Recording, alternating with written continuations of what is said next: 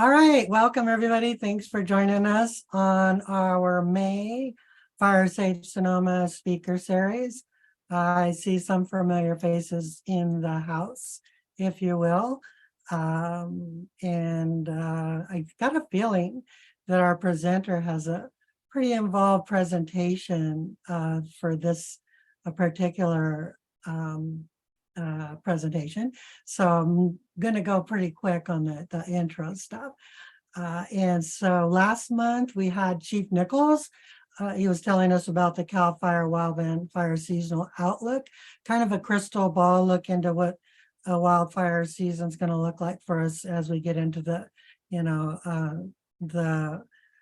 spring and summer months. So if you want to take a look at that, it's available on our YouTube channel.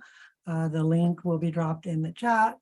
And then next month, we're going to have Carly Safford from Permit Sonoma's Fire Prevention Division.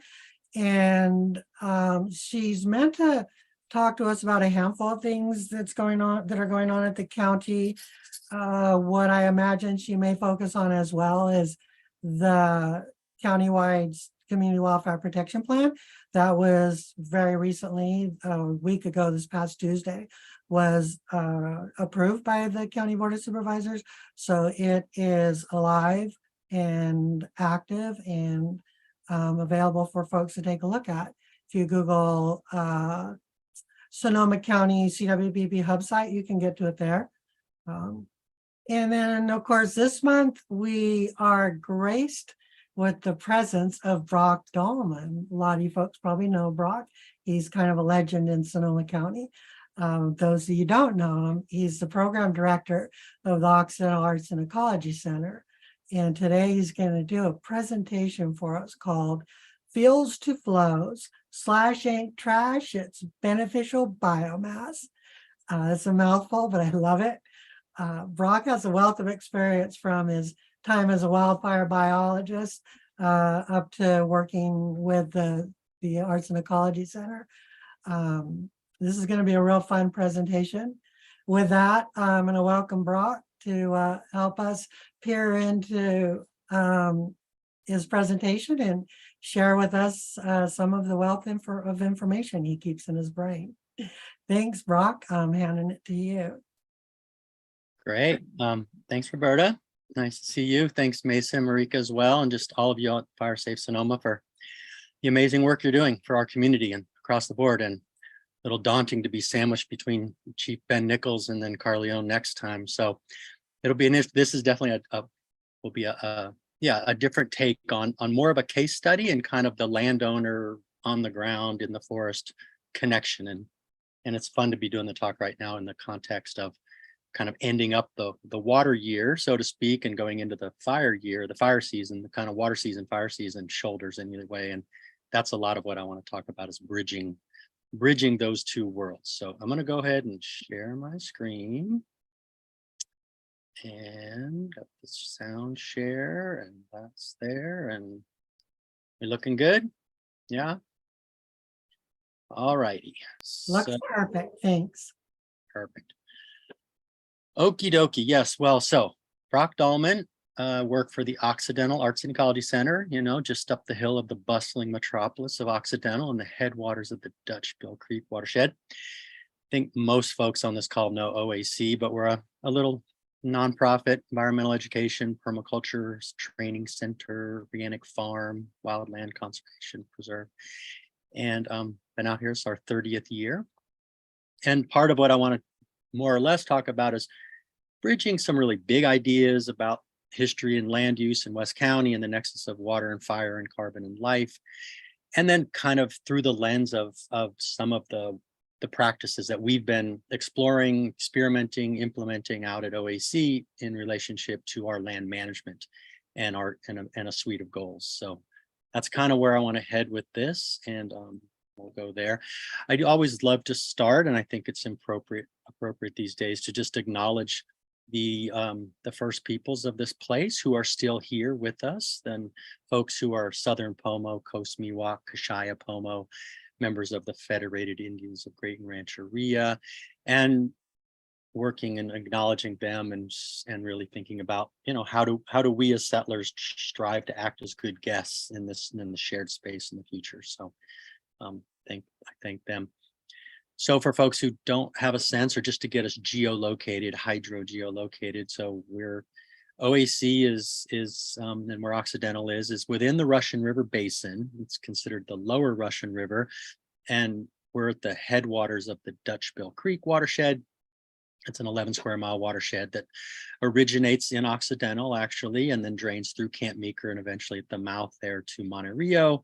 And then, as we all know, it goes downstream eventually to Jenner. So we are a coho salmon watershed, a steelhead watershed. And so that's how those fish, they would swim up through Jenner and past Willow Creek, past Freeze Out. And then the next third watershed on the south bank is Dutch Bills. And so like a lot of the initiation and the thinking around this really stems from, I'm an endangered species vertebrate biologist functionally. That's been what I've done for many decades, is really, and so working on lots of critters, owls and birds and fish and frogs and turtles and snakes and such.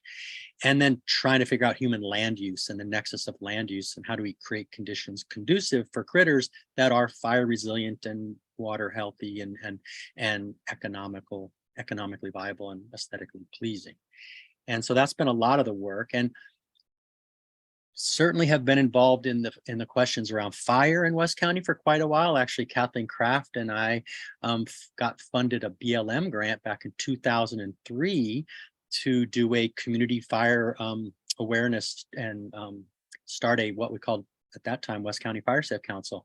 And a lot of it was really working and thinking about fire, the legacy of wildfire. There's native fire, but then there was also the recent fire. And this is a wonderful poster that I have up here that was put together by a series of folks, actually Noel Bauk and Diane Masura and Bob Fink, who are all members of the Salmon Creek Watershed Council, that put together looking at the fire history of West County. And so you can see on the map up there where OAC is, it's just above that red blob. Interestingly enough, that 1900 fire the yellow blob there, I'm sorry, in Occidental, that fire started on this piece of property from a burn pile that got away in 1900. Burned almost to freestone there, but harder to see on that map because they don't show it. But there are basically no legacy last 100+ years fires that have happened in the Dutch Bill watershed proper. And so I think many of us understand the implication of that relative to existing fuel loads, especially in the context of the legacy of our landscape and our land use, whereby the narrow gauge railroad that came out of the Russian River on its way to Sausalito came through Dutch Bill, Occidental being the high point, and thus logging, intensive logging of the old growth, subsequent logging, firewooding happened really intensely in these watersheds as early as 1870s, 1880s, and subsequently thereon. So we've got this legacy, clear-cut, repeatedly logged landscape, but then also a legacy of fire suppression and then sudden oak death, all of that adding up at this point in time with massive fuel loads in our system.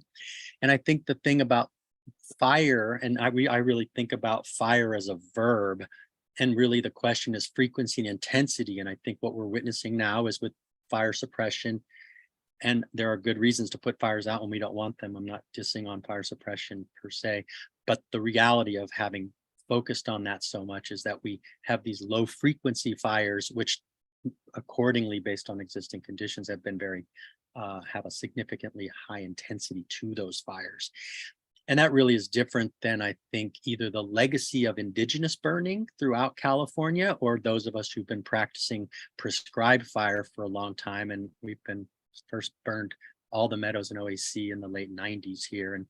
And really, what is a high frequency, low intensity relationship to fire is something that I know a lot of folks are very much more active on. And yet when your forests look like these, and these are some photos I took from the early 2000s of what some of our, say 30 or 40 acres of the backcountry at Occidental Arts and Ecology Center. If you can really look into here, you'll see what it's a primarily Douglas fir. There's either young seedlings or there's some older 10, 15, 20, 30-year-old trees there. They've been what is called stem excluding, where all these stems start excluding other stems. They've been shading themselves out. There's a lot of dead limbs all the way down the trunks. that are like kindling. We refer to those often as a fire ladder, the idea that fire could climb the ladder of those dead limbs and take a ground fire and convert it into a crown fire, which is what we don't want, is fire in the crown. And so a lot of the work that many of us are doing with our vegetation management is we're doing limbing and thinning, and we're trying to disconnect those ground fuels from the possibility of becoming crown fuels through rearranging the fuel load architecture, if you will, how the behavior of a fire would enter a forest. And so one of the things is with these overstocked or dog hair thicket type stands is they're highly flammable based on what I was just describing. And also what you witness, and if you really look into these pictures, you'll see that in our case, Douglas fir, which is a native tree, it's an amazing tree. I love Douglas fir, but when the keystone processes of the legacy of logging and fire suppression are out of balance, Doug fir has the capacity to be quite aggressive and it seeds very well and can take over and encroach into grasslands, into chaparral, or into hardwoods, oaks, madrones, and bays, overtop them and slowly convert many of our native or other vegetation communities into these dense monocrops of young Douglas fir. And that's something we're all working to try to find equilibrium. So this is a slide I did I think last year in collaboration with FireSafe Sonoma and West County FireSafe, just around this idea of many of us are working on defensible space and around our homes, the home hardening, the 0 to 5 foot, the 5 to 30, the 30 to 100 foot zone, and what you do around your homes. And there's really important and critical work to be done there.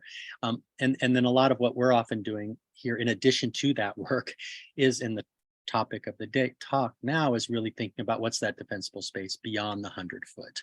And so as a designer, as a consultant, as someone who works with many landowners, just besides ourselves, when I'm interacting with somebody, I want to clearly figure out, well, where am I? What watershed am I in? Am I on a ridge? Am I in a valley? Am I in a creek? Is it a steep slope? Is it facing north or south? Like, those are questions we need to understand relative to watershed, water quality, vegetation, obviously fire behavior. And then we want to know, and I think any of you doing this work for yourself or others is, well, what are the goals? What are your fire goals, your water goals, your safety, biodiversity goals, your aesthetics goals? The what type or which type of vegetation are you needing to manage? Is it a coniferous forest? Is it a hardwood woodland? Do we have chaparral? Is it coyote brush? Is it grassland? Is it riparian? Is it? Because there's the tools and the tactics and the things to be attentive to or not, obviously, are different depending on the type of community. A lot of this question of the when are we, and sort of thinking about land use history and where are you in the state of succession. Some of the images I showed you of post multiple clear cuts with fire suppression and sudden oak death in these dog hair thickets of these encroached forests is a moment in time. It's a temporal question. It's a when are we question. And then there's sort of the how, based on where you are and what are your goals and which kind of vegetation and when are you. What do you do? How do I begin to interact in the management of vegetation, primarily with a goal about our fire resiliency, our fire safety, our fuel load management, if you will. And there's obviously plenty of things of, you're cutting it, you're thinning it. Do you pile burn it on site? Do you prescribe burn it? Do you chip it and leave it there? Do you chip it, take it away? Do you make biochar? Do you bring in animals? Do you mow it? Do you leave it alone? What do you do? And I'll show you the slides here. We're very much engaged in kind of an all of the above, and it depends. And one question I'll just prompt that's a little bit maybe higher level is, as an ecologist, as a restoration ecologist, I think I'm generally pretty attentive to the reality that change is the only constant, and ecosystems are always going through dynamic equilibrium and change, and what are known as disturbances. A wind throw is a disturbance, a flood, a landslide, a fire is a disturbance, humans' behaviors, grazing by elk. And then the question of how are those disturbances regenerative for that system or degenerative? And I think that's really a question to us as agents who have agency to act within these landscapes that we're so-called managing. are we ecologically literate enough to participate in these processes as regenerative disturbers or degenerative disturbers? And I'll let you all sort that out for yourselves. A lot of the who's doing the work, like who's got the lower back in here, who's got the labor, who's got the idea, who has the money for that? Is it personal? Are there, and I'm not going to talk a lot about, there are many cost share programs and public funding programs through the county, through the state, federally, that offer cost share programs to help landowners do some of this work. And then also in that labor question, I'll address some thoughts about a just transition around workforce leadership and education and training. And again, the humility stance says all of this depends, and it's really kind of up to us and you to figure these, ask these questions first, and then come up with a suite of answers that are consistent with your goals. One of the ways that we've done this at OAEC, and I know we'll put I think Rick will put a link in at the chat at some point, is we worked with the state and the federal government through CAL FIRE and the Natural Resource Conservation Service, and put together a forest stewardship plan, what we call a wildland stewardship plan. And that's about 200 pages. It's a very rigorous document. It's really fun. You can download the whole thing online, and you'll see some of our goals. And I'm not going to read all those goals, but we had goals that were specific to our soil and carbon and water and quantity and quality and fire and life, biodiversity, and then also our, because OAEC is an educational institution, we had our education goals, and obviously we have economic goals relative to our economic sustainability. We have been working a lot for many years, and this is a couple images of an article I wrote for the California Native Plant Society Journal, the Fremontia Journal, back in 2016, talking a lot about what I'm playing on the phrase mending the wild, which is a takeoff on an incredible book called Tending the Wild by M. Cat Anderson, which I would highly recommend. Tending the Wild, California Native American Environmental Land Management. It's a really wonderful book, a deep dive into traditional ecological knowledge and indigenous science and indigenous wisdom. And a lot of what we're doing here, I think, is trying to get back to the tending, but we've got to do a whole lot of mending because we're making up for the last 100+ years of more of an extractive focus in the landscape around here. But in this case, it's very much focused on native plants and our use of fire and seed saving and working on different native wildflowers and edibles. We certainly use fire as a tool here at OAEC. Like I said earlier, we have done so since the 90s. And then I think increasingly there's much more recognition of the need and value and importance of strategic prescribed fire in our system. And we last year had the honor and blessing, if you will, of working with folks from Audubon Canyon Ranch and their Fire Forward program. CAL FIRE was involved in this process, and we did a prescribed fire under 4 acres of mixed hardwoods and evergreen systems, and which is another level of fire. Grassland burns are one thing and have their appropriate needs, but the moving fire into the forest, especially in these overstock systems. And so we did a lot of mechanical limbing, thinning, disconnecting fuel load, setting up small piles before we actually then brought fire into that system. And then we actually went back in and cleaned it up. Another tool that we recently used, and this was on a cost share program, is we work with the Gold Ridge Resource Conservation District and UC Cooperative Extension and Ag Open Space District has provided its funding, and through the Match Graze program. And OAEC's property is the rectangle on the right. That's an 80-acre property, but there's 2 other 80-acre properties to the west of us, the Two Sisters Ranch and Mighty Arrow Ranch.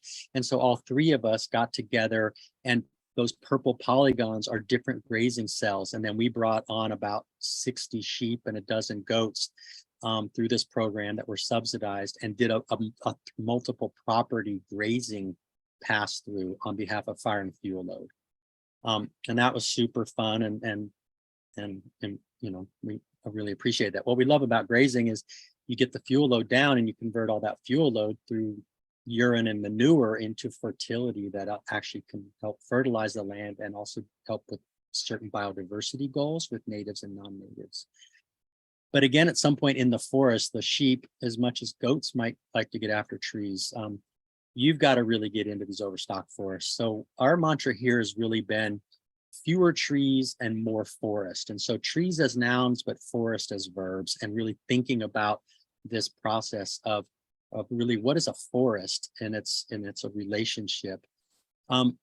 Again, the question many of us are all faced with and vexed with is when you actually start doing this fuel load vegetation management, you begin to generate mountains of biomass, or what is often referred to as slash. And slash has a derogatory sense. It feels like it's a waste. It's something to be gotten rid of. It's slash is often thought of as trash. And we really want to reframe that slash isn't actually trash. It's a beneficial biomass. And in our case, there's 50 to 60 years worth of incredible carbon that's been sequestered through photosynthesis as an organic material, and to use it on site for other functions versus possibly just getting rid of it and making it go away we would prefer not to do that. So we have done biochar here. We make wildlife habitat. Sometimes we do burn piles, or like I showed you, we'll do a broadcast prescribed burn. But then there's other techniques about how to keep it on the land. Maybe we're lopping it and scattering it if it's not so dense. I'll show you some where we lay it on the slopes on contour in a way that's safe, and those systems caught fire, they wouldn't roll down the hill. And then we'll look at some brush packing into gullies and waterways that are eroding. And we've also used this material for round pole construction, and we love chips for mulch and compost as well. And so I really like thinking about, it's time to take our fire fears and connect those with our water woes. And that's really done by turning these fuels into these flows and reconnecting these cycles. So sustainability is about our ability to sustain the cycles of life. And all life as we know it on this planet is carbon-based and mostly water. And so how do we connect the water carbon cycle is, I think, really important. I do want to be clear that OAEC is in the uplands of the Dutchville Creek watershed. It's in the very tippy top of the watershed. So when you look at what are known as stream orders, we are what are known as the first order streams. Think about a tree. We're not in the main stem of the trunk where the Russian River is. We're not on a big branch where Dutchville Creek is. We're actually on the little limbs. We're actually up in the leaves in the top of the system. So OAEC has no creeks that are perennial. We have no creeks that support salmon or even support other aquatic life like amphibians. So what I'm talking about that we're doing today and the streams we're working in are these, we're not working in salmon bearing streams per se, although all the water that drains from OAEC with all the sediment in it or not ultimately does affect the salmon and the coho and steelhead downstream. And if you haven't looked at the LIDAR layer, which is like light penetrating radar, it's kind of like an X-ray for the land. And Sonoma County is one of the first counties in the state to have done the entire county. It's an incredible gift. And so this map on the left is a LIDAR layer, and what you can really see the details of your topography and your landscape. And you can even see the scratch lines on our map from the haul roads with oxen back in the 1880s are still evident on the land. But there are little streams there. They aren't blue line streams, but the ephemeral drainages are shown there. And there's a lot of interest in science looking at these upland streams and the critical need to manage and restore these streams, because we often have, our waterways have been impacted with increased runoff. They've downcut, they've incised, they've eroded. All that dirt went downstream. That's part of why salmon are nearly extinct, is because the sediment has been filling in the gravel and the cobble that they used to spawn in, and it pollutes the waterway, and the Russian turns to chocolate milk very quickly when it rains because of all the sediment. And that sediment is soil, and it should stay on the land, and we should really do our best to basically keep the dirt out of the creeks, because we need it on the land to grow vegetation, and we need clean water. So there's this piece of this puzzle of connecting those. An interesting piece connecting fire and water that I don't think a lot of people think about, and this is a wonderful book, Harold Biswell's Prescribed Burning. It's about California wildlands and vegetation management. It's one of the classic books out there. And inside it is this one image, and I don't know if people can really see here, but the upper left is this is a shot of a creek bed. And we're in 1949, August 17th, and this is the condition of the stream in before they did a controlled burn on this hillside down in Southern California in Fine Gold Creek. And then they did a burn on that hillside, And basically just about a month later, look at that system. There's even somebody swimming in the creek. It's amazing. And what this talks about is this idea of forests and vegetation, and how vegetation uses water through evapotranspiration, which is really important and can humidify atmospheres. But in many of our forests where they're overstocked, they have more young trees than they did before.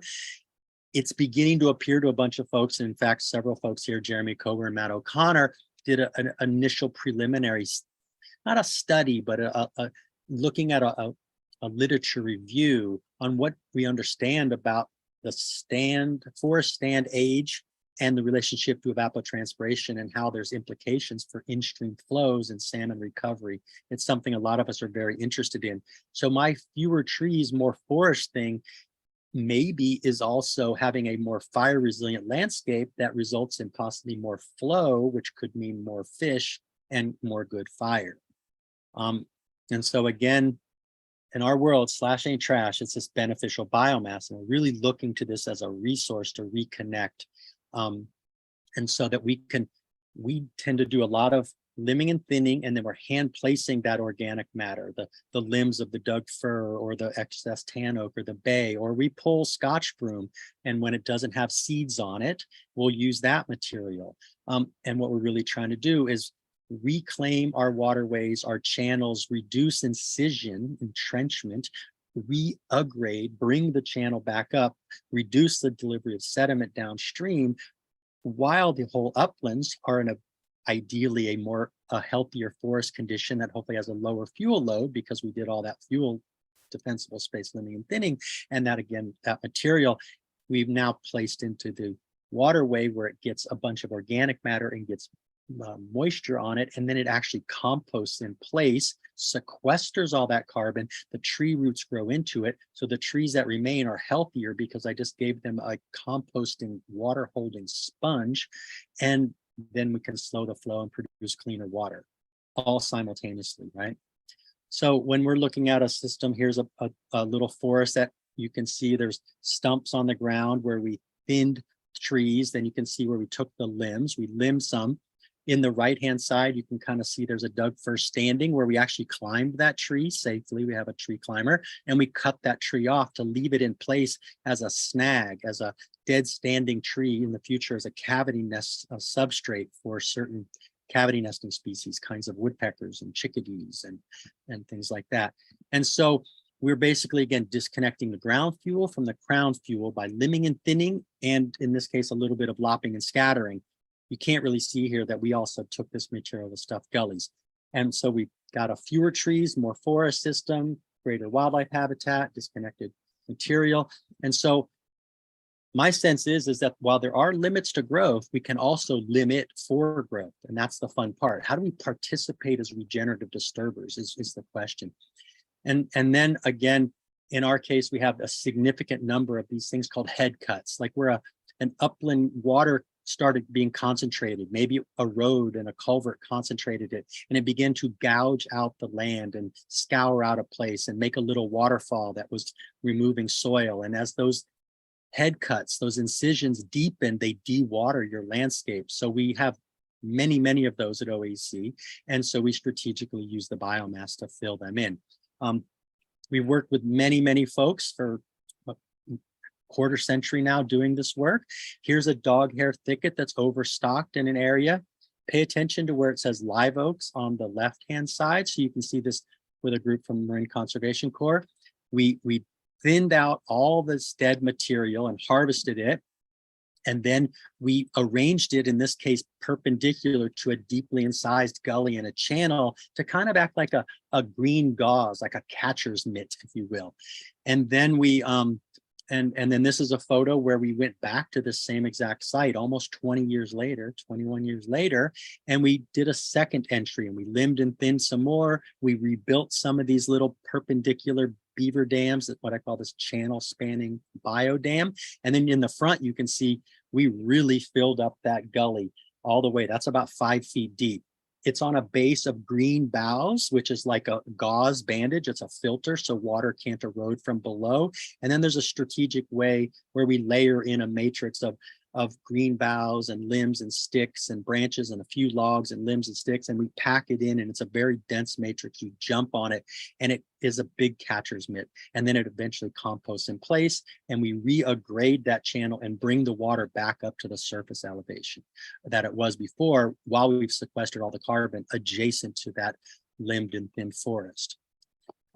We are thankful to the organization called After the Fire in collaboration with Goldridge RCD, who took some Prop 68 money through CAL FIRE state funding, and we applied to the North Bay Forest Improvement Program and got money to do a lot of this timber stand improvement. We were doing historic oak woodland enhancement, follow-up slash with the stuffing and that, and we also then received some federal funds through the Natural Resource Conservation Service, through their EQIP program and Environmental Quality Incentive Program, and that supplemented over a second year program ongoingly the forest health and some of the pruning and limbing and thinning and stuffing work that we did. So we did get some support for doing this work on 40 acres of the 80 acres in different polygons there. Now, one of the things is that all the waterways, even though they aren't salmon bearing and they're not aquatic habitat bearing for even invertebrates or amphibians, nonetheless, these what are often known as class 3 systems or first order systems, like the map I showed you in the beginning, they are waters of the state. And so we did get the proper permits from both the North Coast Regional Water Quality Control Board and the California Department of Fish and Wildlife. We got a lake bed stream alteration agreement to strategically place this material, this beneficial biomass in there for the goals that I've been describing to you. And that's something that we're happy to share those permits. We kind of are the first kids on the block to do that. And there's a lot of support from the local staff at both of these agencies that really see the nexus of a benefit here to solve multiple solutions simultaneously. And so a lot of that is really, we've been working at OAEC on supporting the connection between where CAL FIRE's funding up on the hill slopes for vegetation management, that output from that can be seen by the Department of Fish and Wildlife or the National Fisheries Service or U.S. Fish and Wildlife Service or the Natural Resource Conservation District or the Regional Water Board as an input to our water quantity, our water quality. Or what about the California Air Resources Board, who could see the greenhouse gas emissions reduction benefit by sequestering all this carbon into that composting sponge that's holding the water and retaining the carbon in situ versus it being emitted in a catastrophic wildfire as a greenhouse gas. So really looking at these holistic practices, both ecologically, but what I often refer to as the ecosystem. And this is a broader framework for those of you who are maybe wired to think more as a systems approach. We really see the work that we're doing at OAEC as aligned with a kind of a new framing out there these days. It's called process-based restoration. And in fact, a group of us got together last year and created the new California Process-Based Restoration Network, or Cal PBR network. And you can find it online. It's a whole group of us. There's some science behind this, design criteria for using PBR for restoration. There's a whole booklet that's on the right from Utah State called Low Tech Process-Based Restoration. A lot of that is really down in the creeks. It's actually working in mountain meadows and streams with salmon. It works a lot with beavers, to be honest with you. But nonetheless, in the uplands, we're just acting like beavers. We're bipedal, two-legged beavers in the uplands. It takes a whole lot of labor and a whole lot of work, and you need a bunch of tools. And so we were hosting a day with a bunch of students from Santa Rosa Junior College one day. Another organization I want to lift up is the Tribal Eco Restoration Alliance, and just thinking about who's doing the work and what's that justice framework. And a TERRA, Tribal Eco Restoration Alliance, is as you can see, it's a partnership of 2 Lake County Pomo tribes, Robinson Rancheria and Scotts Valley Band of Pomo Indians, who come together and they have this amazing workforce training of Pomo tribal citizens doing indigenous traditional ecological knowledge informed restoration, fire, fuel load, erosion, salmon, native plant restoration, basketry work, really inspiring. And then the group that we've done most of the work in the last 2 years with is actually a series of workers from the North Bay Jobs with Justice. And this is a collaboration we've been building on for many years. It's a training program. It's a leadership program. It's an ecological restoration workforce training program. They're now connecting and collaborating quite a bit with Santa Rosa Junior College. And these folks are bringing their own traditional ecological knowledge from where they come from, Mexico and Central America. Many of them are indigenous peoples themselves, and they already have their traditional ecological knowledge. And when we work in the woods and we're doing this work, they say, well, this is what our grandparents did. This is what our fathers did. Yes, we did this. And so it's a really exciting collaboration with a justice labor framework that's helping these folks transition away from some of the work that they feel not so supported in, shall we say. And so that's been super fun. And we've been doing lots of that work. Here's some of these perpendicular structures where it's hard to see in this map, but kind of going diagonal from the lower right across to the upper left is a small little channel that runs like this year with all those atmospheric rivers. And so we're putting these little perpendicular mini little sticks like a wattle. If people seen stormwater erosion control, they have those straw wattles, those tubes of straw that they pound in on the contour, on a dead level contour. So we're mimicking that. We're just putting speed bumps on the landscape where water can slow down. It can hit this little catcher's mitt. It'll drop the sediment, the organic matter, and flow through cleaner. And there's a series of speed bumps. So we're slowing the flow, slowing, spreading, sinking, storing, and sharing while we sequester simultaneously. In our case, it's a perpendicular plethodontid palace. What's a plethodontid? A plethodontid is a lungless salamander. Here's 4 species of them that occur at OAEC. So these are little salamanders that don't need to go to the water to breed. They actually can breed and put their eggs in the leaf litter and hatch babies right up on the slope. And I love them. I'm a herpetologist. We also make all kinds of what we call critter condos, where these are freestanding, stacked up brush piles, little openings, different kinds of structures. We make sure to place them where there's 30, 40, 50 feet of open space above them. So if and when a wildfire does come and they were to catch fire and quote jackpot, they wouldn't carry the fire up into that system. And I can say that we have had skunks live in them. We've had gray fox den and rear kits in these structures. And so that's another thing we do. And, you know, a lot of those work we're also building, to be honest with you, some of them are designed to be habitat for our native dusky-footed wood rat. And you're like, what? You're building habitat for rats? And it's like, I get it, you know.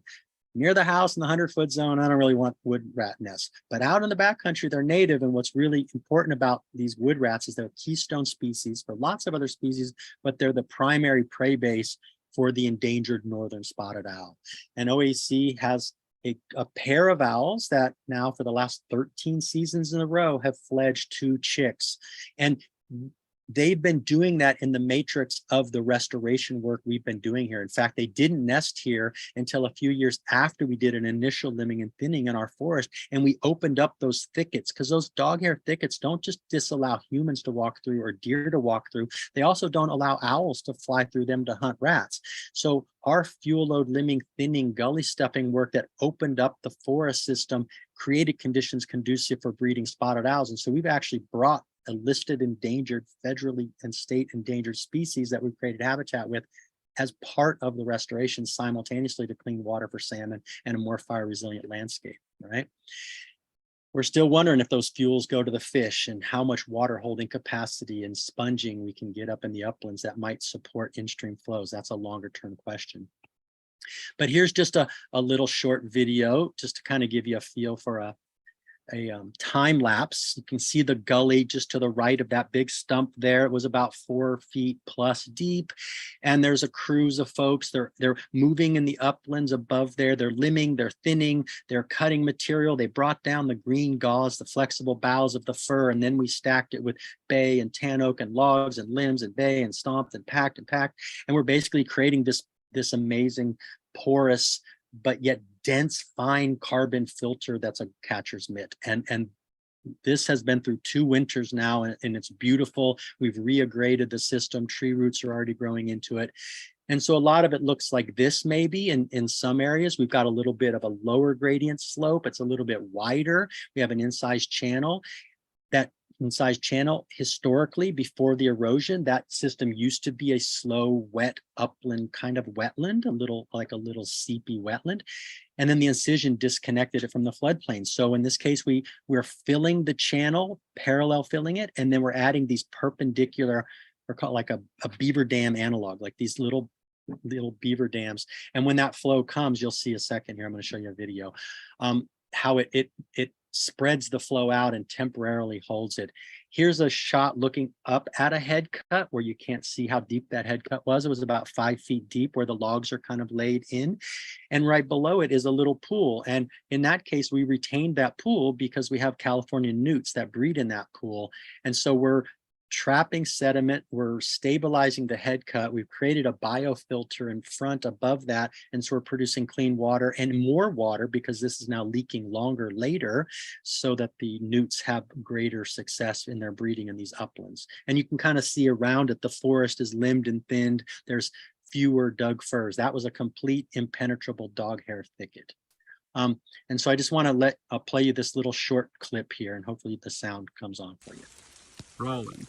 Atmospheric River 2022. Whoop, whoop, whoop. Happy New Year's, people. This is a Happy New Year. Look at all this water we're holding here. All of our fire fuel load, we put it perpendicular. We're holding the flow. We're ponding it up. One dam all the way. Oh yeah, look at that. Another dam. Channel spanner, reconnecting floodplain parachute. Another one. Plugged up the gully here, spread the channel, split the flow. Now we've got two flows. We've got a little island. There used to just be an eroding channel delivering sediment to fill Coho. Another one. Look at all that. All over here. It is fatty. So we're going from bank to bank all the way across the whole channel. Slow it, spread it, sink it, store it, share it, baby. This is what's up. Channel connecting all the way across. And then I get gully stuff into the head cut. This used to be a deeply eroding incised channel delivering sediment to kill coho. Now we're slowing the flow. We've got our nice slash from the fuel load. That slash ain't trash, it's beneficial biomass. On site, stacking functions, water quality, water quantity, carbon, salmon habitat, fire resilient landscapes. Bring it. All righty. So, when we got the 12 atmospheric rivers here and there was so much flooding, in some respects, the folks down in Monte Rio who are on the receiving end of all that excess water leaving the land, this is also part of a flood attenuation program in addition to all that stuff. And so we'll put a link in there if you want, but the Bay Area NBC News folks came and did a little short news clip on this, and folks might enjoy that. And so I think with that, that's what I got for you, and I'm going to stop sharing, and then I save some time so we can have some question and answers and discussion. So there you have it. All right, stop share. Ta-da. Wow. Wow, that's amazing. It doesn't happen often, as most people know, but I'm kind of speechless.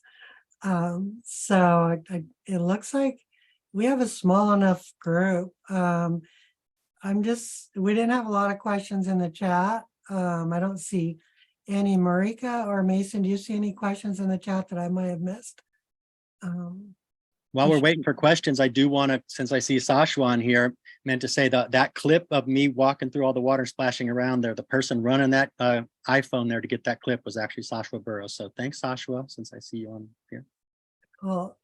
So instead of dropping at this point, we're right on time for our timing.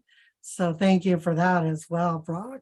But at this point, I think what I want to do is just ask folks, if you have a question, just raise your hand and we'll pull you into a dialogue. But I mean, yeah, this is amazing what you're doing out there, Brock. This is amazing. Elizabeth, go ahead. Yeah, I had a question, Brock. In terms of permits and what you're willing to share on permits, if I'm doing this on my property, which is 13 acres, nothing like 40, should I be concerned about getting permits for Because I'm at the top of a ridge and I'd love to do some water retention up here.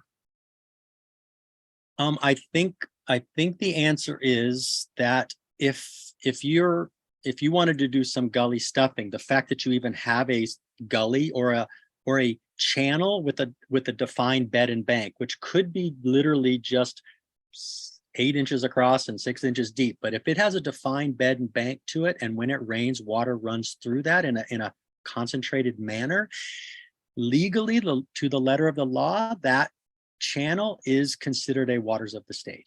And so technically, legally, I think that would be the move, is those 2 permits that I had to apply for, the lake bed stream alteration agreement through the California Department of Fish and Wildlife, and then this thing called a notice of intent, notice of applicability through the Regional Water Quality Control Board. I had to secure to be able to actually place that biomass in there, because legally right now, biomass is considered a hazardous waste, and that's what it's permitted. And there's some rationale to that with respect to the Forest Practices Act and the legacy of uncontrolled logging historically, and how slash used to be very much destructively and randomly kind of filled into waterways, back in the day.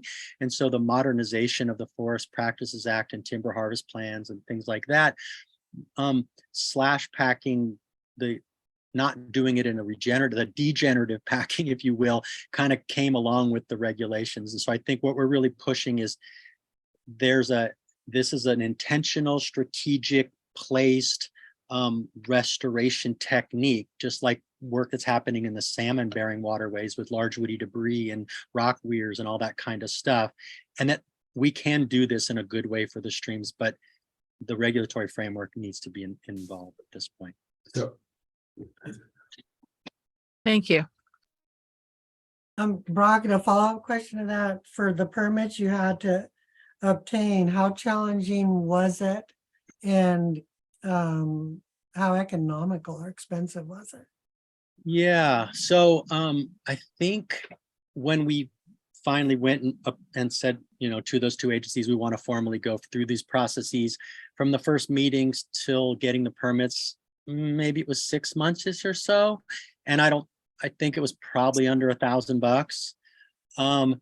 Since then, we've now done that. I know a number of other folks in the North Coast that I've been supporting. I gave them copies of the permits, have been doing this. I think the agencies are really warming up to it, so to speak. And it feels to me like the barriers to moving this forward are just the comfort level, the experience with it, the sense of the utility of it are getting easier. And the Cutting the Green Tape initiative, if people don't know about that, it's a statewide program. So a little bit of what I'm doing here is part of that Cutting the Green Tape. There's these whole small habitat restoration programs that have been being made easier. And some of this work fits within some of that kind of stuff. So I think we're at the beginning of just what it feels like a shift in the regulatory permitting framework that's going to continue to, I don't like the phrase streamlining, but in this case, I am lining streams with this biomass. So we're going to literally do streamlining. Right. Go ahead, Molly. Hi, Molly. Hi, Brock. Thanks so much for the talk. What a fun and enlivening way to spend an hour. Yay. Your work is so inspiring and artful per usual, and it's cool to see. I'm curious what your vision is, and I love to hear about the partnership with J. I'm curious kind of how you see this work rolling out across private landscapes of Sonoma County. Like, what's your vision for how this work spreads? Yeah, thanks for that. I know you've stuffed some of your gullies at OAEC in the permit class. I think through the North Bay Jobs of Justice and the connection with the Santa Rosa Junior College, and they've got a whole training in their natural resource management department in both English, and then they've got a new track in Spanish, because some of the money that the Board of Soups from some of that PG&E settlement money from Kincaid Fire, I think it was about $500,000 went to the JC. Brianna Boaz and her team are managing that in collaboration with many others. And so training and schooling up in the junior college around, the prescribed fire stuff, the limiting and thinning fuel load work, but we've also been trying to integrate in these other components, such as the gully stuffing, the uplands work, the retention, the biochar thing. So I think through the junior college, North Bay Jobs of Justice, we work a lot with North Bay Conservation Corps, done a series of trainings with them. Circuit riders, we had a series of their crews come through as well. Pepperwoods, in the conversation, Sonoma Ecology Center is chat. So I think there's this suite of nonprofits and community groups, certainly with Fire Safe Sonoma, with West County Fire Safe, some of the other fire safe councils. There's just a building of work, and I'm actually going out in a couple of weeks with regional parks to the new Monte Rio Redwoods Park, because they just got a bunch of shaded fuel break funding. And so I reached out to them and said, hey, let's see if we can pair some of the outputs of the shaded fuel break into stuffing a whole bunch of, because they've got some monster upland head cut gullies, and talked with state parks and Brendan O'Neill over there about some of the fuel load work they're doing over in Willow Creek State Park. So I think from county ownership and state ownership of public lands or private land, NGOs, Land Paths has also been quite in the thick of this.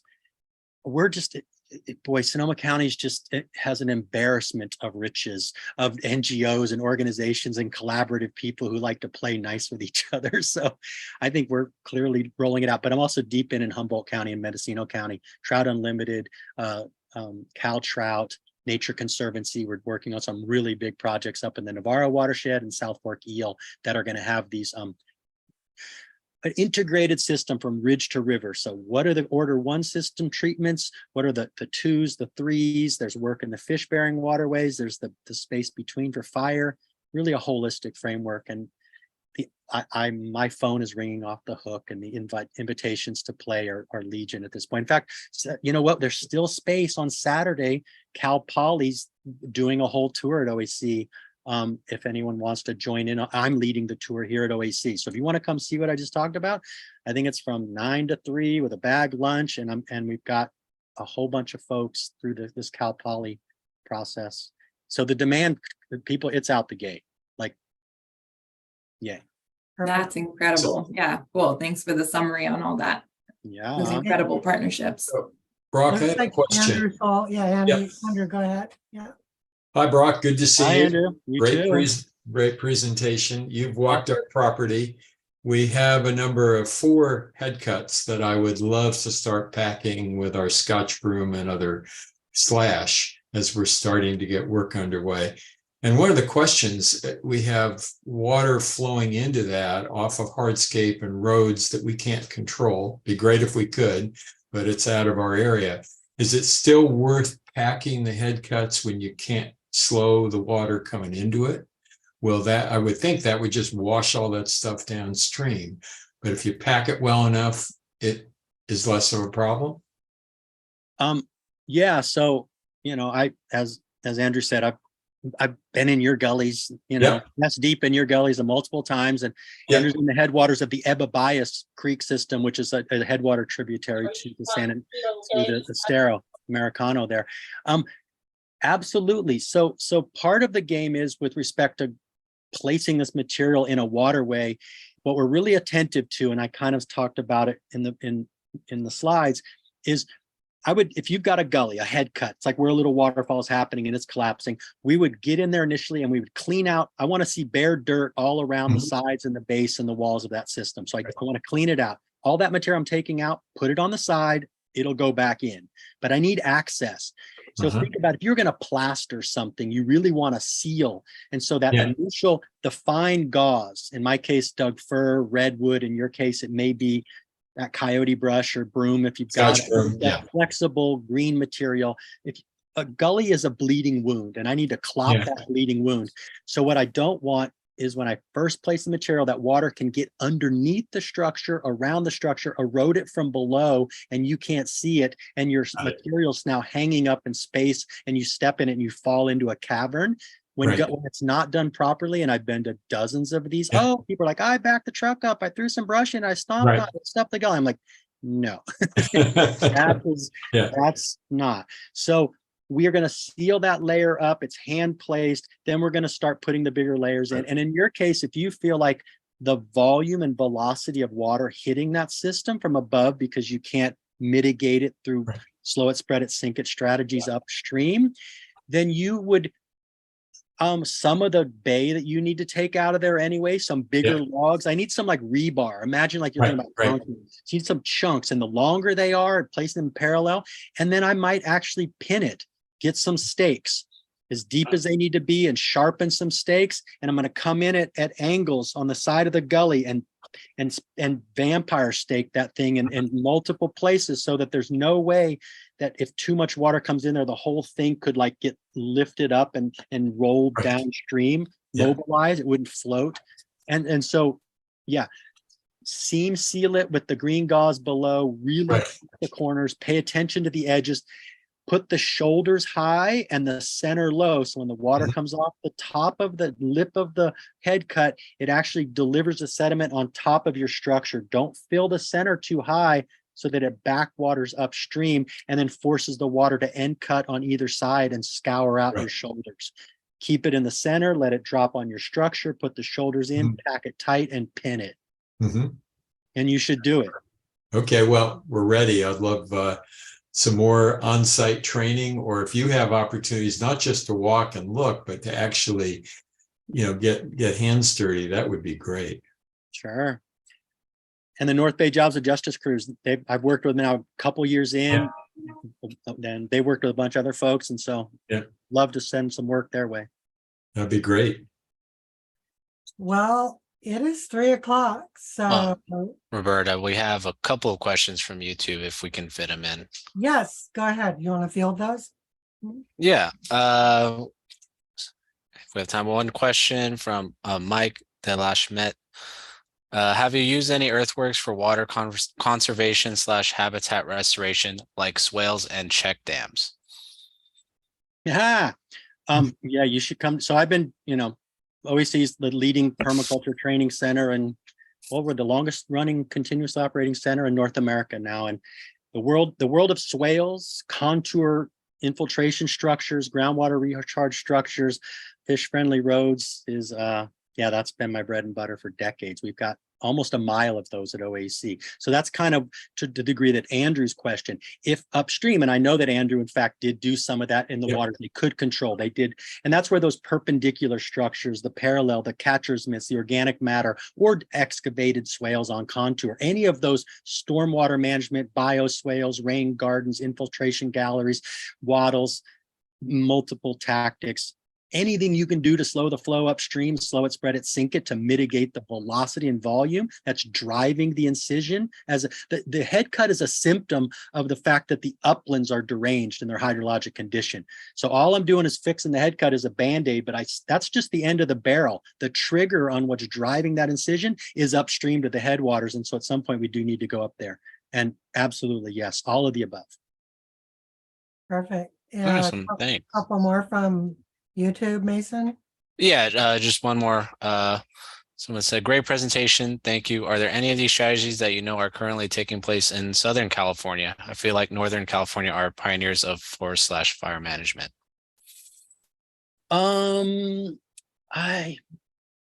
don't know, SoCal. I'm gonna be teaching a water workshop and on 1,000 Acre Ranch in 2 weeks down in Santa Barbara. I'm doing so anyone knows in Santa Barbara, folks, I'll be at City College on Friday, I think the June 1st or 2nd, doing a public talk, and then a whole day long on this big ranch. And we're going to be doing exactly this. We're going to look at a 1,000 acre space and the order ones and the fuel load limiting thinning and incised gully systems.